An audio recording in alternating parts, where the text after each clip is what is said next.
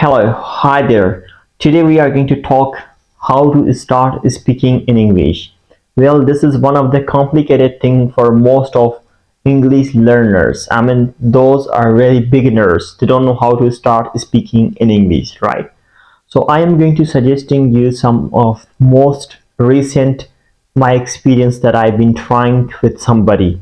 So what I have been doing and what I am going to suggest you is that all you're going to listen in this video and you are going to implement. So what I am going to do actually, this can be for those who really know a little bit but they haven't been speaking English, but as a first time you're going to speak English, right? This is what I think we tried. I mean, me and somebody else, a recent experience. It means just 2 days ago.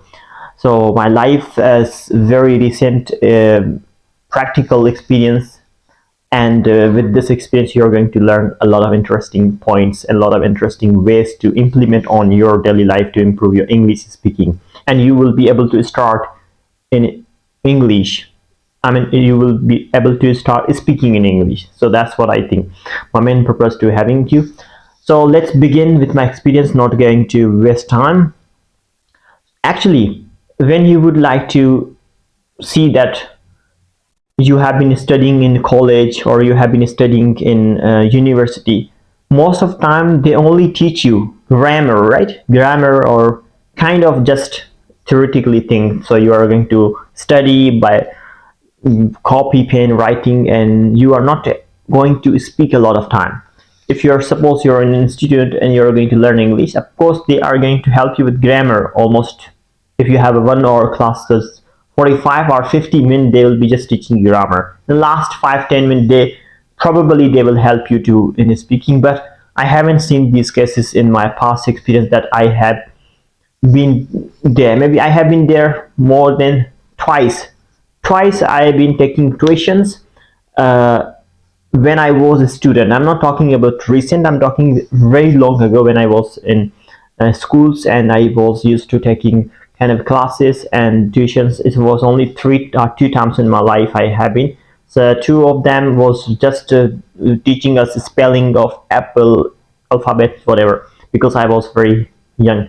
And then the last recent is like maybe more than 1 year ago. 1 year ago I went somewhere of institute, a very big institute in Karachi. So I think they've been doing, I like that way, of course, that they have been all the time. If a teacher is going to teach you specifically topics, so he or she supposed not to be speaking in other native language of they have, like if they have Urdu language, no, he can't, it's not allowed to speak Urdu, say. So you are going to only learn everything. If teacher is going to make you understand grammar structure, so he'll be speaking in English. So you should understand how he or she is speaking and what he or she is trying to make you understand.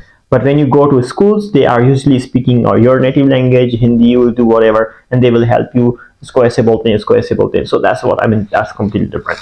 Okay, let's back to why I shared this one. I wanted to say this is why, if you have been doing such kind of things, if you have been schools or your university cleared, you're graduated, but you are not even good at speaking, you would like to start speaking, so you have to follow this thing that I'm going to tell you.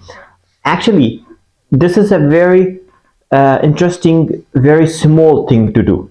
Same like this. If you have any of family member or any of your relatives, it can be brother-in-law or it can be any your close friend or your brother's friend, your whatever. I mean, so it means he or she does know how to speak English a little bit. But if you don't know, you will have a lot of online things. But in person, I tried in person, because when you talk in person, you will have a more confident, right? You in person is one of the very complicated thing to do. If you're talking in person with me, if you're talking on video call, two are different thing, very different thing. I tried in person, for not for me. One of them, he is completely beginner. He hasn't been speaking in English at all in his life. So I tried with him as the first time. I put very fascinating questions. It means he became eager to answer. So at that point, he tried himself to put some words in this question. My main purpose was kept asking question. He kept answering with lots of mistakes of course. And this is the first thing we did. He was in front of me. I was here. I was trying to ask questions from my mind, as I'm very good at asking questions. And he been giving answer with a lot of grammatical mistake. What did I say? Like, suppose if I ask a question related robot, what do you think about robot? What is the future of robot? If they will come in Pakistan, the employment will be decreased or what? I asked the question properly, but when he gave answer, of course, he made mistakes. Suppose you are beginner, you are trying to say, you are not going to say if robot will come, the employment will be decreased. You are not going to say in that way. If you're beginner, you will be saying if you would not be using if maybe sometime, because you don't know. If you're really beginner, you're saying robot come, employment what come less. You will be like doing this maybe if you are really beginner. But if you know those meanings, so you'll be able to give that. You know the meaning, what is a robot. If you know the future tense, you'll be saying robot will come. You will be forcing your mind to think that you will be translating in your mind the answer to, but you will be able to give answer. But if you have been just trying to put the answer randomly, if you are really beginner, so you'll be saying the same way as I said, like robot come and employment less, like decrease something, you will be giving answer this one. So that's what I think. I have been getting some experience from recent person, and I really encourage those people they haven't been speaking. I really love to make them in speaking in English, because if you're a beginner, if you haven't been speaking English, you're speaking first time, you really enjoy listening that person, because of oh, wow, you'll be feeling oh wow, this is a new experience as a person who's speaking completely new language is the first time. So this is the first thing I did. Second thing is I took a pen and paper and I was trying to write his errors, his mistakes. He has been giving me answer. I've been trying to focusing all his mistakes.